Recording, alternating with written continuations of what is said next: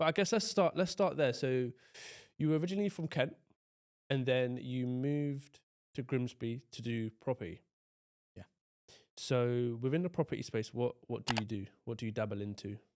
Investment wise, strategies wise, is it everything?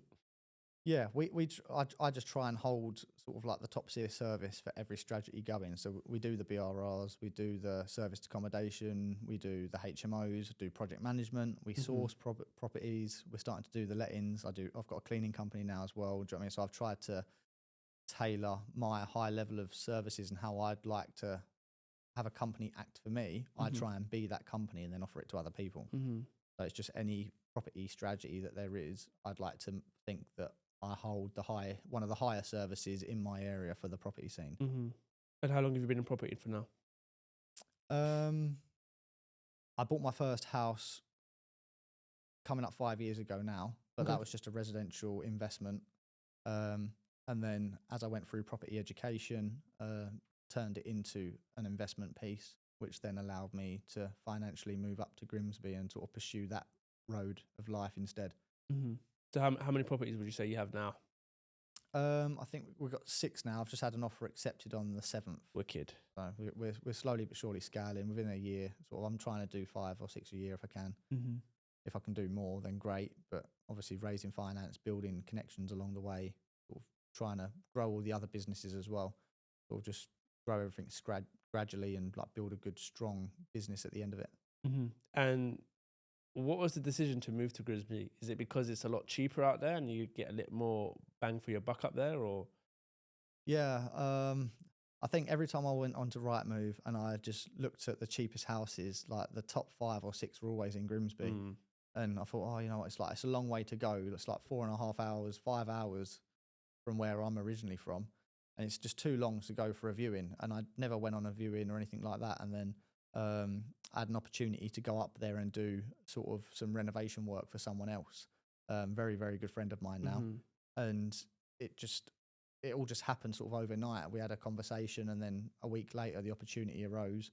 I went up there a month later and I haven't really been back since, if I'm honest. I've just been grinding away. Yeah, and for a comparison, tell the viewers how cheap it is from Grimsby to like a Kent. Like, let's just say you got a 3-bed terraced house.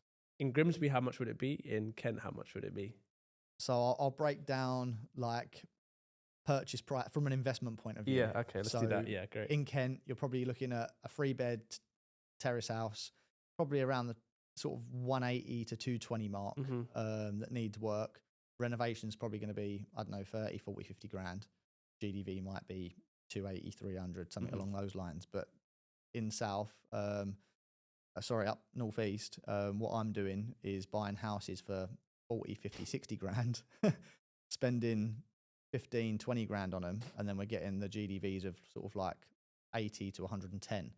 So the numbers aren't as glorious to say from a profit point of view, but it's a lot more manageable. There's hardly any stress involved because you're not talking hundreds of thousands. It's literally just like 50, 60 grand, which don't be wrong, still a lot of money. But I'd much rather make a mistake on a 50, 60 grand property than a £250,000 property. So it just gave me a peace of mind to then scale up and know that, like, if I can do it on a small one, next one will be a little bit bigger, next one will be a little bit, and then all of a sudden we're like, buying, we're securing lease options now that are going to earn £500,000 over the space of 5 or 6 years. Going to really build the portfolio up into something special. So it's just little steps to the bigger picture, you know. Yeah, because I've got a bit of money in crypto at the moment, and the money that you would the purchase price and all that stuff that you were talking about, it's like if I take that out, I can literally invest in places like Grimsby, but I don't have the ball bags to do it. So. But then that's when I would work with someone like you that knows the area that would help me, because I'm not going to be traveling to Grimsby to view these properties. So you haven't always been in property, have you? No, I've been a builder and a hands-on person my whole life. So coming out of school, wasn't very academically clever. Didn't particularly like school. Teachers just said, like, he's a clever kid, but he'd much rather just be a school clown. Friends were much more important to me that day, in the day, than getting an education. And my grandparents and my dad had a family-run building business, and I just naturally at 15 went and worked for them. Lived the corporate lifestyle for probably best part of it, yeah, 10 to 15 years. From 15 to about 30, I started a few companies up in that time as well. I had a floor restoration business where we specialised in hardwood flooring and stuff like that. But all of the businesses failed at something that I wasn't quite doing right. Like I didn't delegate properly on one of them. Yeah. The other one required me to put like investments in. I got cold feet because I thought, oh, like, I want to keep my money. I don't want to start plowing money into the company. And every time I've built a business, it's done well, but it's failed at a certain hurdle. And with the property, I just feel like there's been hurdles, but there've never been ones that I've run away from. I've just jumped over them. And slowly but surely, like it might be, oh, I've had times where I had to send 70, 80, 90,000 pounds to solicitors. And I'm thinking, oh, like it's a lot of money. I don't really want to send it. But I think, well, I send that money. I do the refurb in 3 months. That money's coming back. I've still got the house. Then that'll be on Airbnb or it'll go out to social housing or whatever it'll go. And that's where it earns me the passive income. So I think I've had to fail a few times to learn to trust the process. And I feel like the property is what I was supposed to do. Like I've just taken to it so naturally. I feel like it's part of me. I don't ever get bored of it. I don't ever get fed up of it, even though, as you know, like running your own business, you work way more than a corporate job. Most of my days are 14, 16-hour days. And it's the building side of it is like the constantly scaling up the business. There's always stuff to do, but I go home, I have a good rest, go to the gym, wake up the next day and it's back on it. You know, it's not like I've not hit a barrier yet where when I say I've been up in Grimsby 12 months building this business, it's been a solid 12 months. I've not had like a couple of weeks down south seeing friends. I've not had holidays. It's been 12 months of pure grinding. But I'm still taking it on. Like this year, I want it to go exactly the same. Scale up, build up all the connections. Like some of the connections that I've made since I've been up in the Northeast have been incredible. Yeah. And that's probably, I think, a good 50 to 75% of my success is through working and helping other people and then getting that help back in return. I think you made a good point there at the fact that leaving your 9 to 5, a lot of people think that you can just leave your 9 to 5 and run a business and it's going to be all plain sailing. You can sit on a yacht, go on a private jet. No, like you just described, it requires work. You need to build a business that generates enough income for you to then be able to be on a private jet, or not even a private jet, just be able to be comfortable or replace your income that you used to get from a 9 to 5. And I feel like with this generation, it's just, oh, I want to leave my job straight away, even though it's not. Personally, if you want to take the risk, take it. But it's like, it's difficult. It's not as easy as everyone posts online about it. Like you said yourself, 16-hour days. You don't get that in a 9 to 5, or depending on a job that you work.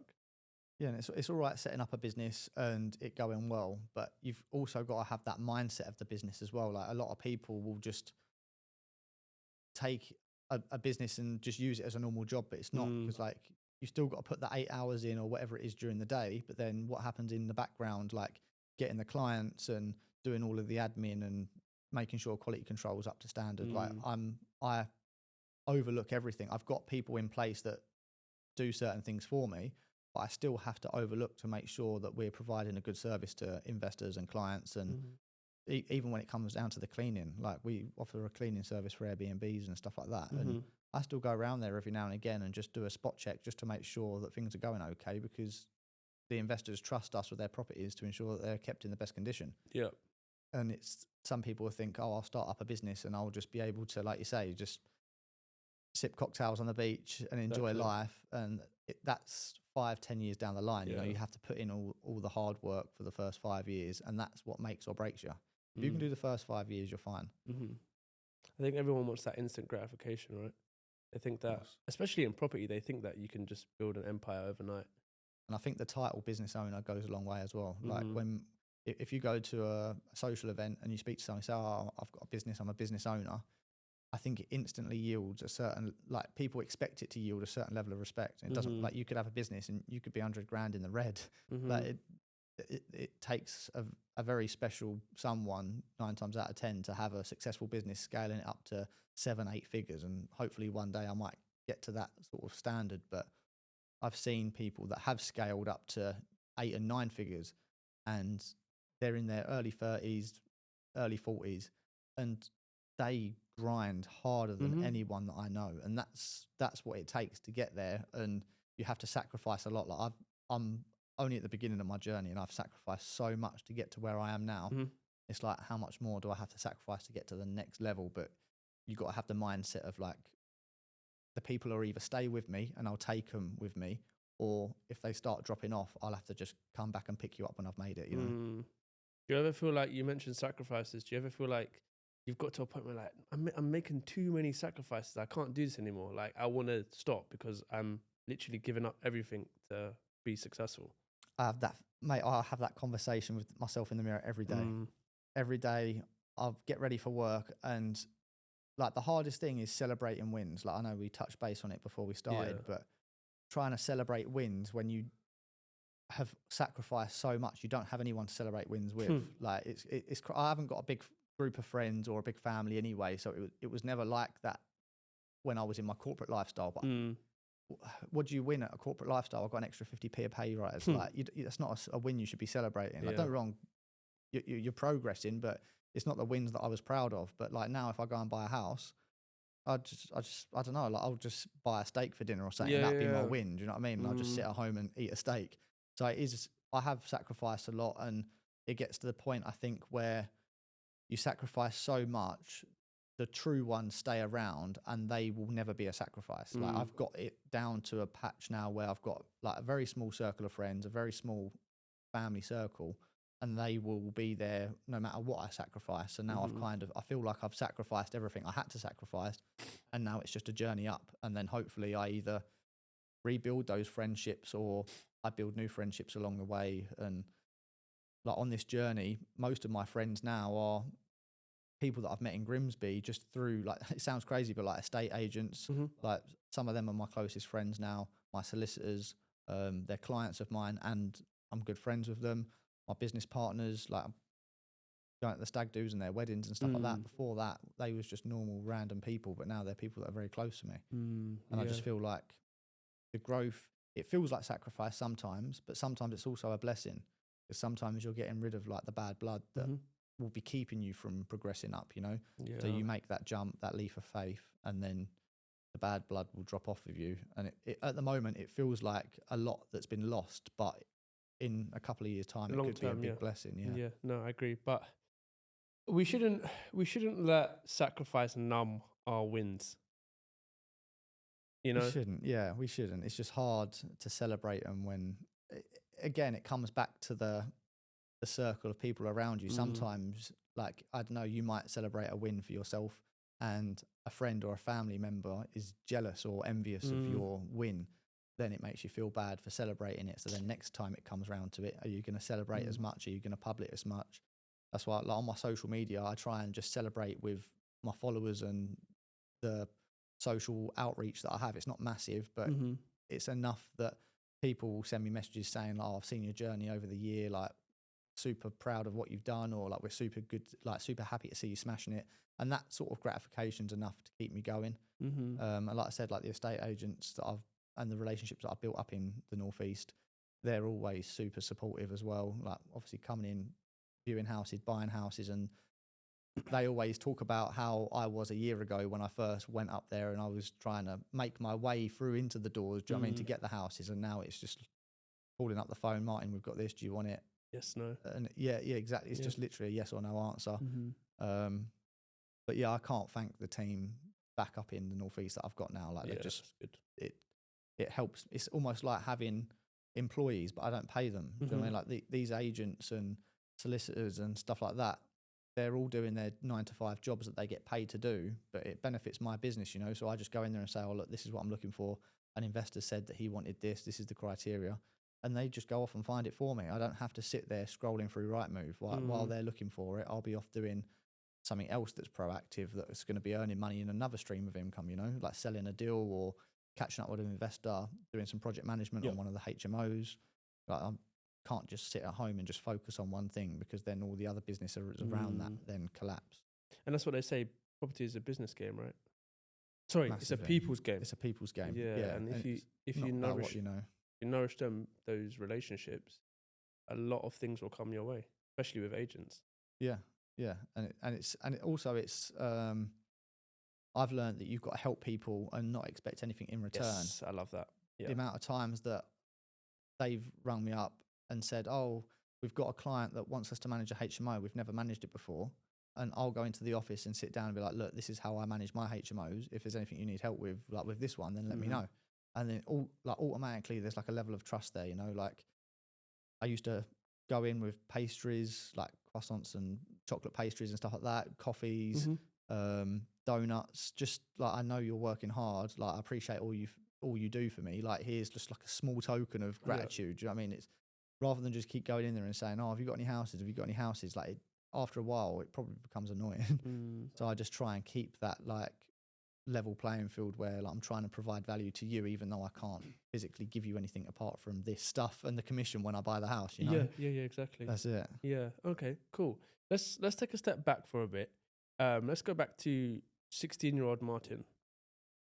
Where was he heading? Was he planning to do a 9-to-5 route? Was he planning to go to uni? Was he on track? Was a business owner ever in his mind? Oh, I'd love to be able to ask my dad that question of what he thought I was going to be doing when I was 16. But I think at 16 years old, I was already working. Yeah. So I think because I was working for the family business, I thought I'd probably down the line inherit that business just as it falls through generations, you know. What business was it? It was just a plastering and dry lining company. Yeah, it was just in the building trade. Granddad scaled it up to like quite a reasonable amount. And then unfortunately that obviously fell through, I don't know, 4 or 5 years after I left school. But as a 16-year-old, I wasn't interested in further education, college and what is it called now, post 16 or whatever it is now. University didn't appeal to me. Yeah. I couldn't wait to get out of school. I hated it. Thinking to stay there for another 4 or 5 years just drove me insane. My brother, he's got a master's degree in physiotherapy and some other bits and bobs, and he's a super clever guy, but just wasn't for me. I didn't think I'd ever start a business because I was never, at that age, I was never super entrepreneurial or whatever. I just liked, I don't know, you see someone drive past in a nice car and you see like a big house in the countryside and you always think, "Oh, I wonder who lives there." I think going from that, being 16, working for my granddad and my family business, it gave me a lot of responsibility very early on. They set a very high bar that they expected from me at an early age, I think, which I always tried to, you know, you always try and please the ones closest to you. And then once I finished that from sort of, I think I was like 16, I stayed there probably until around early 20s, 21, 22. And then I went into the flooring business and we done like spray finishes and stuff like that. And that's where I sort of, I think the entrepreneurial side shift came. Yeah, just because I was a bit older. I understood how money worked. I was watching my boss and how much he was earning from what I was doing. And I was looking at my paycheck thinking, this doesn't add up. And it took me, I had a small car business. Well, it got quite big in the end, but I had a dismantling business basically that I earned quite reasonably well from. And that taught me that you didn't have to necessarily work for someone to earn good money. And then again, because I was working a full-time job and I was doing this business on the side, I wasn't delegating properly. It was really hard. So that first business, I ended up just finishing it off, wiped my hands with it, carried on working for the corporate guy because that's what was safest, you know. Like hindsight now, I probably should have left and pursued that because I was earning 3 times as much money by working half the time. But my confidence wasn't there. I didn't believe in myself as much as what I do now. And then it was COVID that really gave me a wake-up call. Yeah, during COVID. Interesting. So obviously COVID, furlough came in. I'd just bought my first house. And I had a mortgage to pay and everything was based off of all this overtime that I was doing at work. And now obviously I'm not getting the overtime. I'm getting 75% or whatever it was, 80% of my wages. 80, and it wasn't enough. It was like my wages were technically, even though it was 75% or 80%, it was probably more like half because I wasn't getting any of the overtime or anything like that either. And I just thought there's got to be something I can do. And I just created a Facebook page, started offering exactly the same services that what I was doing when I was employed. And it didn't get noticed until the end of COVID. And then my boss rang me up, called me into the office and said, like, look, I know what you've been doing. I said, well, look, you either pay me this amount of money that I know that I can earn, or I'm going to have to leave. And he just, signed the P45 and off I went. Yeah. But I scaled that business to over 100 from when I first started that during COVID, because I bought the house, I spent a load of money on renovations. I think I had about 800 quid to my name. And that was like traumatic to think that I'd gone from tens of thousands of pounds of savings to then buying a house, going all the way down to 800 quid. I thought, right, something's got to happen. Yeah. And then I turned, within sort of 12 months, I think I turned that 800 quid into about 100 grand generated income. I didn't earn the 100 grand, but I brought that in through the business. Yeah. And then again, comes down to delegation. Didn't delegate properly. I wouldn't employ anyone because I knew I was very good at what I'd done. Trying to get someone else to do that and hold that level of service and stuff, it just didn't happen. So I was doing 2 jobs in a day. I was working days, I was working nights, I was working weekends, and I just run myself into the ground to the point where I didn't even want to go out of the house. And the business just overnight just literally collapsed. And probably took me, I went out to Portugal for 3 weeks to just reset myself. And then went back into full-time work. Now about 30, just working for a project management company, just overseeing projects, making sure that everything gets done, was throwing in the tools here and there as and when I can. And then that's when I went into the property education. And then it sort of made me realise that sky's the limit if you've got the right mindset. And anyone that ever asks me, is education worth it? If you can find the person that you really do believe in, education will take you further than anything you could possibly teach yourself. And everyone will say, oh yeah, I know, but you can do the same thing on YouTube. You can't. I sat there and watched video after video after video, but when you get into the right mindset and the right environment, it just slowly but surely rewires your brain. And I can't, if I don't do what I'm doing now, I would just start another business in another niche somewhere else in the UK. I'd never go back to work. I'm unemployable now, which is crazy to think. I spent most of my life employed. Yeah, that's crazy. And like you said, the educational side is so important. And I think the community that we're in, it allows for exactly what you've just said. It allows you to rewire your mind. As we spoke at the start, it's very easy to compare yourself to other people, but sometimes that can be a good thing. It can be competitive. You can think, oh, okay, if Martin's doing that, I can do that. You know, he was employed, now unemployed, he's in property, I can do the same thing.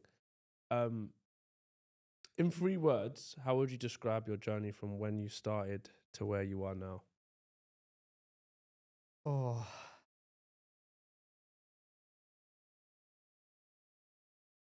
probably harder than anything imaginable. Has 4 words, but super difficult. Super difficult. Just not because of anything other than mentally and sort of like the mind games that it plays on you and stuff like that. Just, you have to have a very, very strong mindset. And like I say, there's been times where I didn't want to do it. There's been times where I've been lonely. There's been times where I've been like super depressed. But at the end of the day, for anyone out there that's like trying to compare themselves, like no one's going to save you apart from you, you know, like there's people out there that have been homeless that have made themselves multimillionaires. There's people that have been multimillionaires that have made themselves homeless. Like you're in control of your own destiny, and you can sit around and mope. There's things that like you can go out there and help, like get therapy, like, do you know what I mean? Speak to loved ones, like go to these networking events or surround yourself with the people that are going to help you up to the next level. But this year's taught me that I'm capable of so much more than what I thought of.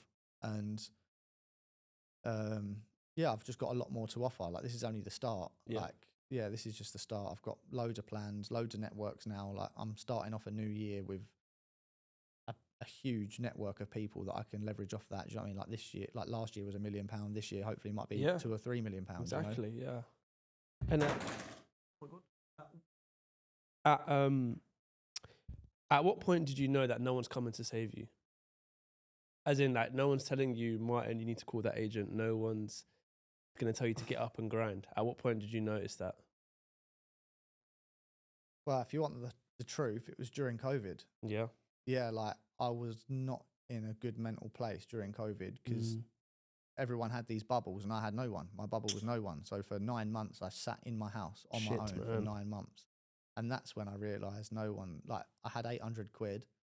But I didn't pick my stuff up and go to work and earn a living and hustle and grind. Do you know what I mean? Like I started to learn Forex and trading markets. That paid me a couple of quid to keep my head above water. Started buying and selling on eBay. That was paying me a little bit of money.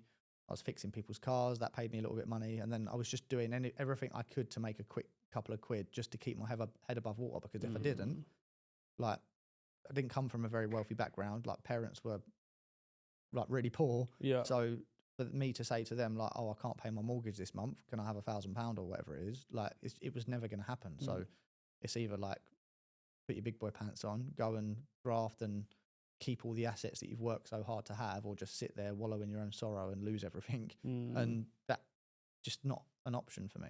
I'm not going to do that. So it's just, yeah. Did you think you would ever end up homeless in that situation? I don't think I'd end up homeless, but because that's like a real extreme scenario. But I definitely think that I would have had to sofa surf or rely on being an inconvenience to friends and family and be like, oh, can I stay at your house? And of course, anyone that truly cares about you will help you however they can. You would hope, anyway. Yeah, you would hope, but you still know deep down it's a burden, you know, like to have someone just literally sleep on your sofa or having to put someone up knowing that they can't pay you, knowing that they've not got any work. Do you know what I mean? It's a burden. So for me, I was doing work. If I don't know, if I wanted to earn £250 a day, for example, I'd be doing work for 100 quid a day just because it would be better than not having the 100 quid. Yeah. And I could still scrimp and scrape by through eBay and fixing cars and doing the Forex and stuff like that. Like, and even now, like, I look at the Forex market and think I can pick this back up. Like I've done it for 3 years, made money, lost money, just as everyone else. And I think, well, I get to the point where I have property, it pays me, and I might just pick up that again and just sort of do a couple of years of that, and because you can make really good money on it. But at the moment, I'm just happy just maintaining what I've got, you know. Yeah. Just trying to be the best version of myself. And that's it. That's all you can ask for. And that's in life. That's all you have to aim for. That's what one of my main goals is, just being the best version of yourself. Because I know my best version of myself is someone that is wealthy, physically fit, and all those good things. But would you say that that moment shaped a lot of things for you, like your reality, like shaped the person that you are today? Because it's a big moment, right? Like that's big struggle. Yes, I think it was Mike Tyson that said it. Like, you have to be at the bottom before you become the best version of yourself. Like, you need to know what your life is like at the bottom, and it is a dark place. Like, and when you get strong enough to be able to pull yourself out of that, any of the normal like daily crap that you come across is nothing compared to how that was. So if you can pull yourself out of that situation, making a few extra quid or building a new relationship, taking on a new client, it's minor, really. Like, mindset, mental health, that is the most important thing that you need to have when you're looking to develop into the best version of yourself. Like, you don't have to have any fancy cars, you don't have to have nice clothes, you don't have to have anything apart from just your mindset in the right place. Exactly. I love that because it's so important. Mindset is, for me, the single most important thing that you can work on. And it's often the one that most overlooked as well. Someone will say, oh, I've got 100 grand, I'm going to go and start a business. Yeah, I know, but you haven't got the mindset to maintain that business. It doesn't matter how much money you've got access to. If you've not got a mindset of, I'm dedicating my life to this business, I'm going to do everything that anyone else, because at the end of the day, business is just, it's a massive competition, like you say. Like, I don't know, for example, like the reason why Amazon is so big is because it has an unrivaled service. I don't know any other business really where you can just pick up your phone, order something, and then sometimes the same day it's at your door. Like, for that to happen, for you to have a business like that, you've got to offer a service that's very similar. If it's going to be a shoe cleaning business, you've got to clean shoes better and quicker than your competitors for a good, affordable price. Obviously, I know better service yields a higher price, but you have to look at what your business is going to be, how you can excel and provide the best service, and you've got to just keep doing it and keep doing it and keep doing it until it pays off. And there's another saying, isn't it? Version of insanity is doing the same thing over again and not expecting the same result. It's the same sort of thing. Would you say, you mentioned that you can have 100 grand, but if you don't have the right mindset, you rendered useless. Would you say as a society we're getting weaker from like a mindset standpoint? Massively, yeah. In the sense that people are giving up too easy. There's no self-discipline. Yeah, I don't think we're in a weird period of life. I think sort of like for the new generation, the parents are probably in the ages of mid-30s to mid-40s, mid-50s, that sort of age. So the kids are now 15 to 20. Their parents are usually quite successful. Like they grew up in like the technology boom and where the UK was just thriving as a country. And there's a lot of people that I know that have got kids that are late teens, early 20s, and they're very successful. And the kids just expect that kind of, they go to college, they'll go to uni, and then they expect the parents to pave the way for them and sort of help them into life. And some of my friends, it has happened. And I've seen friends sort of inherit very good businesses where they've literally had to do nothing, and they're going to be more financially secure than 90% of the average people in the UK. But I definitely feel like waking up at 5 o'clock in the morning, going to work, doing a day's work, coming home, going to the gym and doing everything else, that's like just too much for now, the average person. Nowadays, it's all about the technology. Like I know people that are 13, 14 that are making 5, 10 grand a month on Amazon. I mean, it's like at that age, I was collecting Pokemon cards or something. Do you know what I mean? I wasn't thinking about earning money, but now the mindset's changed, but the handicap's changed as well. Like you've got the handicap of the internet and going on YouTube and learning certain things you can just learn through YouTube and teach yourself, and then you can start earning a little bit of money to then pay for a mentor, you know. Like it's so easy to get your foot in the door.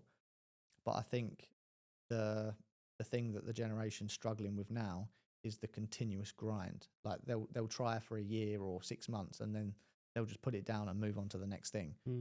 So many times I've seen it, like there's things like you can do the arbitrage betting, where I've seen a lot of people doing that. I've seen all the Amazon FBA, all the drop shipping. Then you've got all the crypto that's about now and the trading, and there's so many, like just YouTube, just doing a vlog. Like you TikTok reels, and like we never had this when we was kids. Like TikTok never existed, Instagram never existed. Like I had Bebo. Do you know what I mean? When I was a kid, I had Bebo. Like you wasn't making money from Bebo. Like nowadays, kids can make money now just by having a good personality, just by being a funny kid. You can make money.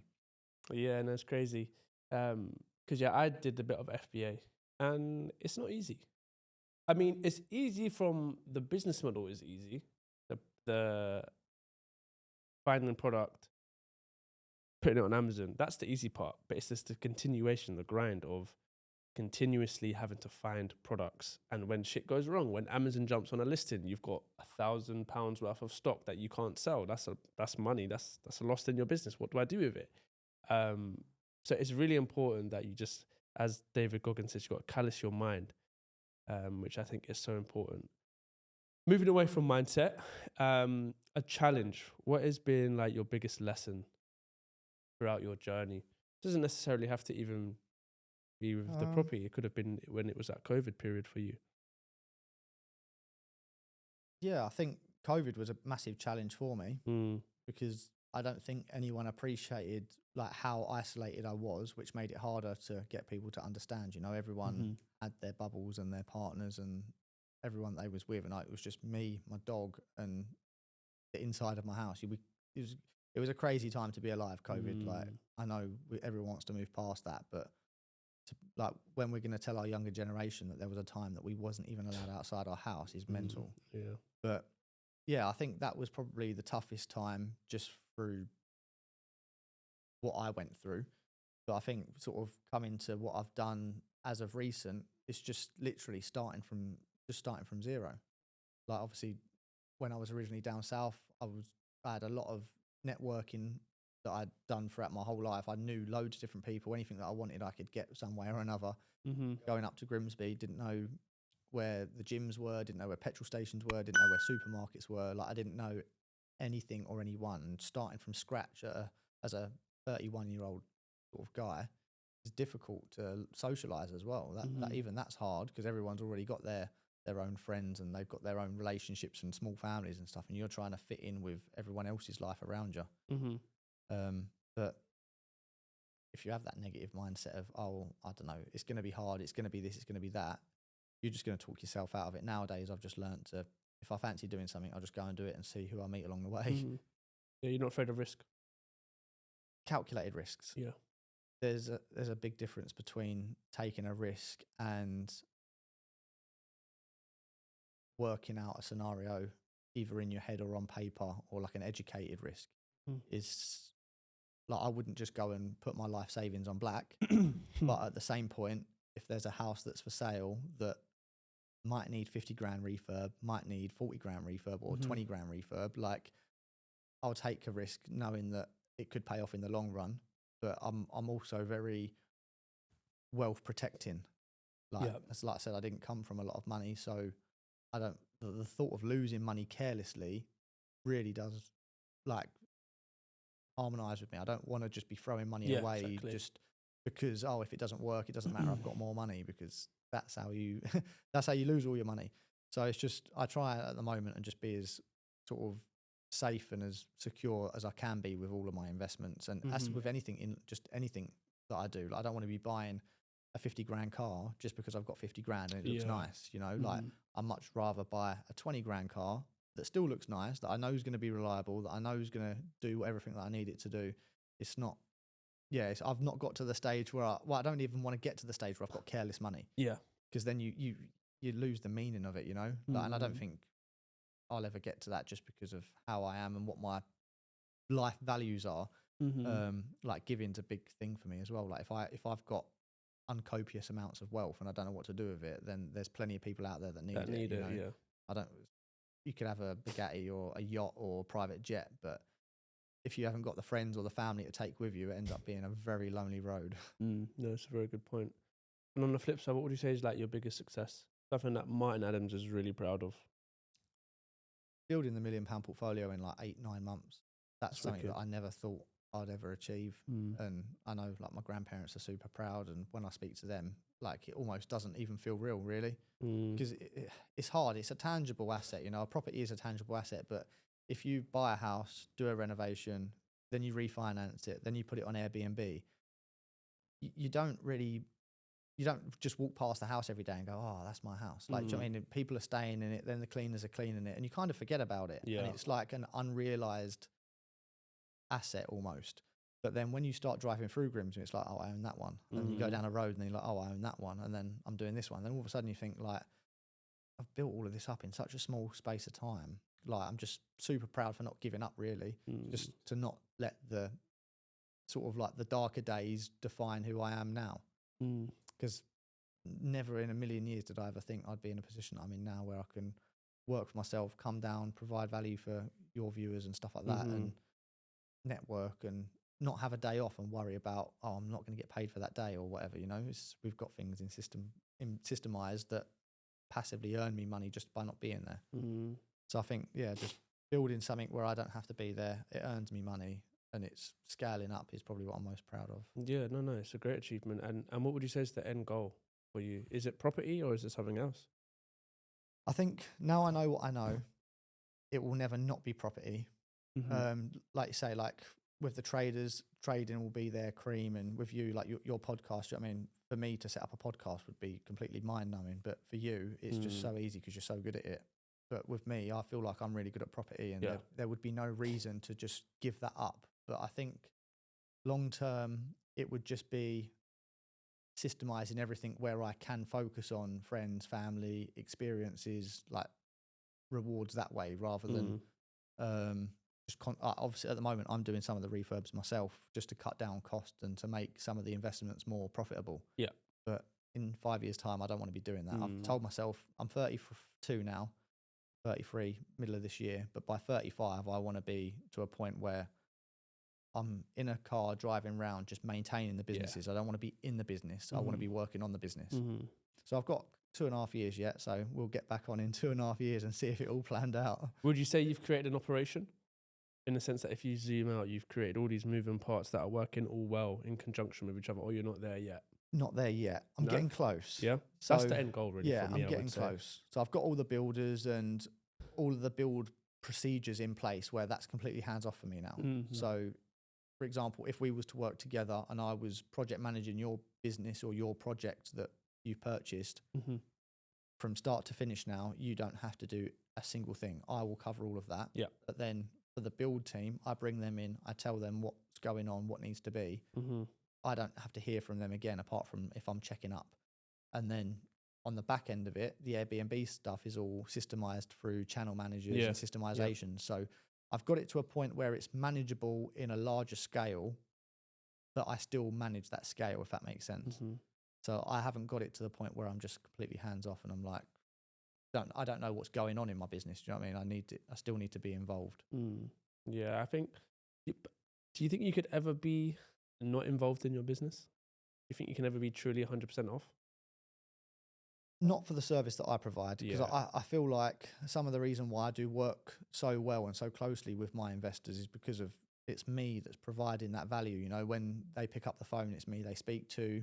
When anyone comes up to the North East to view their projects or to network with me, it's me they see. So I feel like I don't think I could ever just not be in it at all. But from the building side of things, project management and systemizations for Airbnb and service accommodation, I definitely feel like that could be systemized to a point where I don't need to touch it at all. I don't even need to be there, as long as I'm getting pictures sent over of project updates and my calendar looks full on Airbnb and the cleaners are doing a good job. I don't think I need to, because that's where micromanaging comes in. Yeah, exactly. And that's, again, something else that I didn't learn before. And I was massively affecting my business through micromanaging. So now it's kind of like, trust the people that you're working with, trust the process, and just only fiddle about and mess about when it needs to be. Like at the moment, sat here, all my properties are currently booked. I've got projects that are being built. I've got HMO officers and building control doing inspections, and I'm sat with you doing this. Yeah, so no, that's wicked. It's working out. No, that's wicked. And then obviously through that, there's also some sort of accountability that will come with that. So 2 questions I like to ask my guests is, what's one thing that Martin Adams is doing really well? It doesn't necessarily have to be from a business standpoint. It could be your habits. It could be just showing up. It could be whatever. Yeah, I think I do the best the most is just routine. Yeah. Like I make sure that I try and do as much as I can in the day, but 8 o'clock, no matter what happens, 8 p.m, I am in the gym. Okay. Like 8 till 9:30. And to anyone that's a non-gym goer, unfortunately, they won't understand. But anyone that is a gym goer will know that you can have the crappiest day or something could go wrong, and you get into the gym, and by the time you've finished and you've got out and you've had your shower, the problem's almost gone. Yeah. You've somehow you managed to work it out in your head, or you manage to put it to the side and think, I'll worry about it tomorrow. And you enjoy your session, you go home, you have your shower or whatever, and then you just spend a couple of hours relaxing, a couple of YouTube videos, a podcast, or an audio book or something. Do you know what I mean? I make sure that I have that every day. If I don't, I've seen what happens when I don't have that, and it just completely rocks the boat. It unsettles the level of level-mindedness that I have. If I don't go to the gym for 2 or 3 days, super stressed, very short-tempered, just not an enjoyable person to be around. So yeah, I think it's just the routine. Yeah, I love that, because I'm someone that needs a morning routine, needs the evening routine, waking up trying to wake up roughly at the same time, go to bed at the same time, going gym consistently. It's all important because it all feeds back to your mindset. Yeah. So then on the flip side, what's one thing that Martin Adam needs to work on that he's not doing necessarily so well? That will help him to create that operation, to create that best version of yourself. Probably going to sound like a real silly one, but probably social media outreach. Okay. Like, without social media now, like we spoke before, is massive. And a single I don't know, TikTok or Instagram post or YouTube video can literally make someone overnight. So I try and be as consistent as I can and provide as much value as I can, and it's slowly but surely paying off. I get investors and clients through Instagram and stuff like that. But to really sort of like scale up, I feel like I need to spend a bit more time and effort providing good quality content to then not even just self-benefit, but then if someone watches one of my Instagram videos and thinks, well, I could do that, I've got $5,000 saved, I could start an Airbnb property business, and all of a sudden then it's one other person that I've helped, you know. But I feel like I'm a bit lazy on social media, so I think, oh, I'll do it tomorrow, or I'll do a reel tonight, and I never do. But it's difficult. Social media is hard. It's again all about consistency. Again, routine. Routine. Like me, I've got this. I've got to edit a bunch of stuff. I've got to post it. I've got to make sure that it's good content. And then I think the worst thing about it is it's demoralizing when you put all this hard work into it and it doesn't give you the returns. When I mean returns, the views, the engagements, the likes, the comments. And I think that's the hardest thing for me, is detaching from that side to just, I enjoy doing this. So even if 50 people view it, as long as, like what you just said, one person takes something away from it, I'm happy. Because it's difficult, because I've got this, I've got the property stuff. So I don't blame you. It's difficult. That's and especially when you're so busy as well. That's when champions are made, though. Like if you can post every podcast, I don't know, one podcast a week, every week, and just get 50 views and still continue to do it. And yeah, don't wrong, you're going to have days where you're battling yourself to edit that video for 5 hours or whatever. But if you can push through it and do the video, like anyone out there that's learning, I don't know, to do anything in life, I don't know, if you're learning to play football, like you're not going to score every shot you take. Like you have to kick the ball, and then eventually you start scoring the shots, you know. Like that's just, it's like it with anything. So that's why everyone always says, like a lot of the wealthy, successful entrepreneurs always say that find out what you love and turn that into a job, because that is what you're happy doing every single day, whether you get paid or not, whether you score the goal or not, whether you make a million views or not. Do you know what I mean? Like you're happy doing the podcasts. It's just a grind until it does finally click, and then all of a sudden you're getting 10,000 views, 100,000 views. That's how these podcasts started, you know, like all started sort of with Joe Rogan and that sort of stuff with his podcast, and now they're everywhere, and there's so much information out there that you can get. Much. Yeah, there's so much. And that's one thing that I told myself when I started this pod. I want to attach no monetary value to it. So when it does come to times where I can't be asked, there's going to be times, regardless of whether there's monetary value or not, but it's my passion. This is what I like to do. I like to get people like yourself that have an amazing story and exploit it to my viewers. So that's it. But we'll keep pushing. What's one bit of advice that you would have for someone starting out in property? I would say, let's go property route. We'll go property. Try to blur out any white noise to people that aren't educated. Because expand. You know where I'm going with this, but like, for example, if you've got, I don't know, 25-year-old single person, male or female, doesn't matter. They want to get into property, and then all of a sudden they've got like this massive drive and passion and fire in their belly to make something of themselves, and then they've got a partner that's not too keen about it, and then parents and friends that sort of think, oh, you don't want to do that, like why don't you just stay at your job? It's the worst thing. Like you've got to just, sometimes you've got to learn who to share certain things with, and sometimes, unfortunately, including me, you can't share anything with anyone, and you have to just grind on it in the background and let no one know what you're doing. But don't let anyone talk you out of something that you have such a strong gut feeling about. If you feel like you're destined to do something, or you believe in something so much, just try and get educated from people that are doing the things that you dream about doing, and just listen to those people. And then you build your networks around you that are also doing that thing, that will then lift you up to keep going. You know, you don't want to be, for example, trying to get a rent-to-rent deal from a landlord. You call 10, 15 landlords, you don't get a deal. Then you tell your boyfriend or your girlfriend or your parents, and then they make some little smarky comments. Then you ring another 10, 15 landlords and you don't get another deal. And then they make comments again. And then all of a sudden you think, oh, what's the point in even trying? Because I'm not getting any results from the landlords. My parents or my partners think I'm wasting my time. I'm just going to give up. But if you just grind away, make your 10, 15 phone calls, get some no's, speak to the people that are getting the yeses, find out what they're doing, change your strategy, call another 15 landlords. Do you know what I mean? Like, you have to just be around the people that are actively trying to do what you do and just work as a community rather than trying to rely on the ones that you love or care about the most to help you get to where you want to go, because your dreams are different to their dreams. Exactly.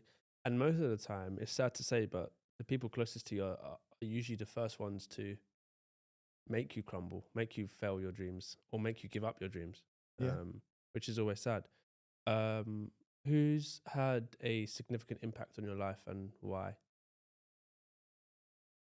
So probably my dad. I'd like to think my dad, just because he's always, like, even though we never had much when we was growing up, he still went to work. He still, you know what I mean, he still provided. It's not like we ever went without. Like, we didn't have any of the luxuries, but we still had a house to live in and food to eat, you know.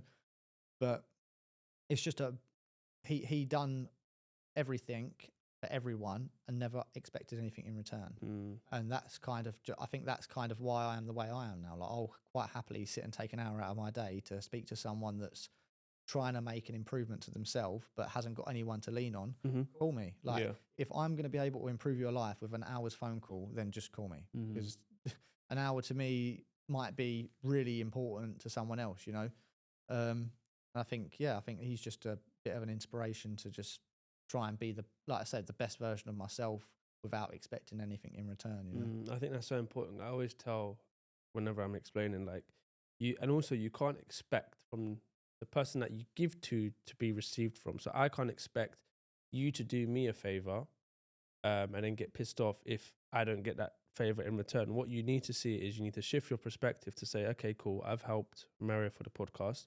Now, maybe a couple of weeks down the line, an agent might call me and give me a really good deal. That's how I see it. That's how you're giving back to the universe, and it's giving back to you. So it's good that you said that. What's one quote that you live by, and why? When you are, for example, when you were in that COVID period, in that dark place. I think one of the ones that I always like is, are you scared to jump or are you scared to fall? Big thing. Because if you don't believe in yourself, like, you could just be sat on that branch thinking that you're stuck there forever, but all you've got to do is, like, spread your wings. It sounds a bit corny, but a leap of faith sometimes is all you need to just do a complete 180. And that was what it was for me. I just needed to believe in myself that, I had a couple of failed businesses and I was fed up of the corporate lifestyle and I wasn't happy in the person that I was, but that leap of faith helped me get to where I am now, and I'm still working on myself, you know, like, everyone's got flaws and stuff, but I'm definitely 100 times better than what I was 4 years ago, definitely. And just all because I just chose to believe in myself rather than to keep feeling sorry for myself, really. Yeah, and that's all you can do, is just believe in yourself.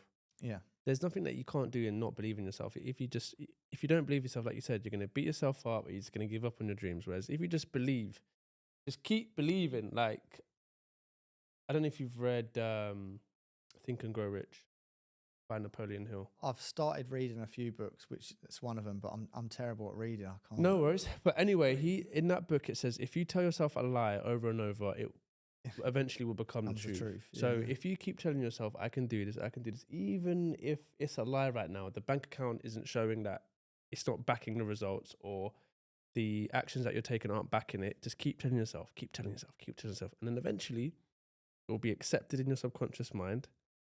And by the universe, it has to manifest into your world and things will start attracting to you. So it's very, very important that you believe in yourself. Next question is, what's a bit of a deeper question? What is your biggest regret in life? If you have any.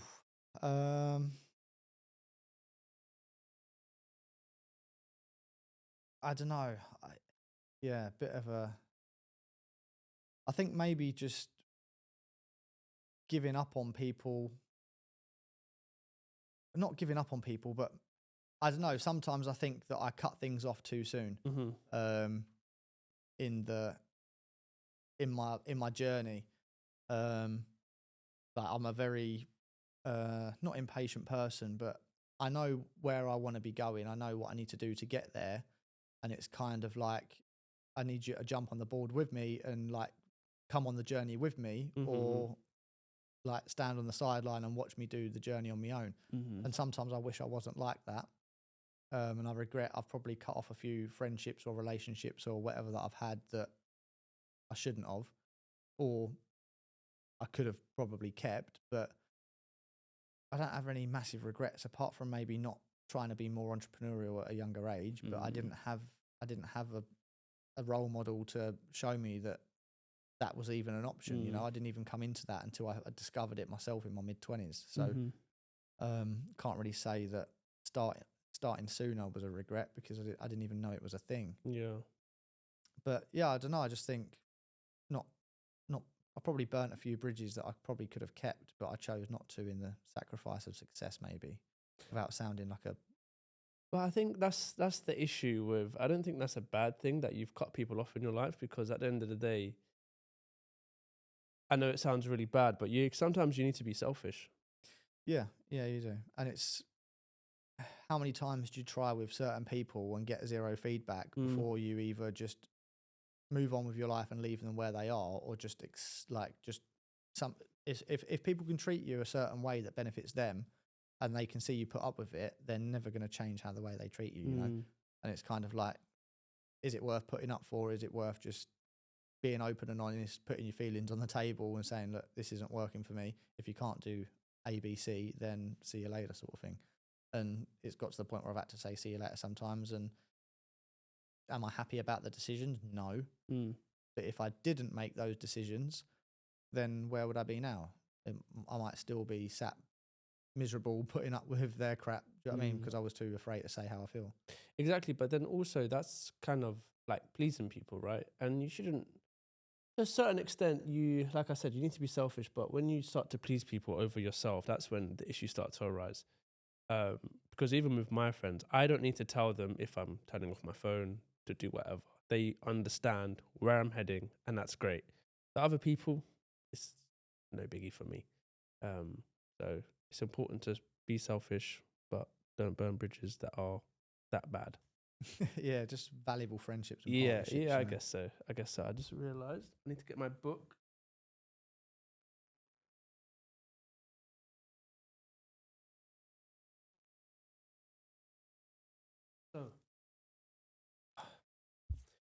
So, my last guest has written a question for you that I would like you to read out and answer, and then I'll get you to do the same. It's the bottom one. If your life depended on it and you had 1 year to make £1 million, how would you do it? And there's a catch here. You can't use your existing money. And I kind of want to say, let me not say not property for you, but I'll let you answer it. I've already done it. Do you know what I mean? 1 year to make £1 million. I've done it in 8 months. Yeah. And I didn't really have a lot of money either. You'd be surprised. I had 10 grand. But if we've got zero, have I got £0? If your life depended on it and you had 1 year to make £1 million, how would you do it? I guess you've literally just explained it. You've literally done it. Yeah, but the biggest thing, how would I do it? I'd start by believing in myself, believing that I can make £1 million in a year. I love that. Like, do you know what I mean? Manifest that. That's what you have to do. Life is like a game, you know, and level 99 is to make £1 million in a year. Like you've got to do that level to complete the game. And the problem is £1 million sounds like a lot of money, but it's not. It's not a lot of money. If you go and divide 1 million by 365, I can't remember what it is, but it's 300 and something. I can't remember what the maths equation is, but it's 300 and something pounds. So you've just got to sell one thing every day for 300 and something pounds every day for a year, and you've got your million. Or whatever. I'm not too sure how much it is, but whatever it is. But if I was to do it again, yeah, I would start by, if I had zero, I would just start by building networks to the people that are earning £1 million in a year, and just learning off of them. And there's no better way to make £1 million than by working with people that are already making £1 million. So I think my answer would just be stay focused, dedicate a year of your life to earning as much possible money as you can. Bearing in mind, I'm guessing you've got no kids or partners or anything like that, but grind harder than what you've ever grinded before, make more networks and more connections, and provide values that other people aren't. Yeah, I love that. I love that. Because literally, live an example. Yeah. Live an example. And then my last one for you, Martin, is obviously the podcast is called The Endless Race. So how do you interpret the phrase in endless race in regards to like life? What does it mean to you? If someone was to ask me in a life form, I think it is just the generation of people that are stuck in a corporate lifestyle that are going to be working till their early 70s, paying for luxury stuff and things that probably don't really matter. I've seen it not quite with people that are that old, but I've seen people even now that are 50, 60 years old that are going out buying nice cars, going on fancy holidays and stuff like that, and they still have copious amounts of debt from other things that they've done in life, and that just feels like an endless race. Because the most important thing for me is obviously health and wealth and stuff like that, but financial security is huge for me, and wealth protection. So in the next 10 years, I'd like to think that I'm going to have a house that's all paid off for, and I'm going to be able to have holidays that I can pay for. And if I ever have kids, they're going to have a life that's going to be protected them. But debt now is almost a false gratification of success. It's so easy to go and get debt, to go and buy stuff that you don't care about, to impress people that you don't like. Yeah. It sounds bonkers. And I've seen it before. Like, one of my neighbours was getting a new kitchen in her house, and the house opposite got a new kitchen because, do you know what I mean? They're competing with each other. And I'm speaking to her partner, and he's like, "Oh, she's just gone and spent 30 grand on a kitchen. We haven't got that money." Like, and I think like that to me is the endless race. Endless race. Yeah. Yeah. On the topic of the loan, obviously I took out the loan to do the Samuel Leeds course, and I've never done it before, so I never knew that you can literally get that amount of money within an hour, 24 hours in your account, bam, like that. It's very scary. It's scary. It's very scary. And if I knew that, I would have been like, damn, I would have taken a risk and done something else. In regards to like property. But it's crazy how easily the banks are just willing to give you money like that. But yeah, it is. I've taken out loans as well for certain things before in the past, which I needed to do. It's just to get me to the next stage of my life.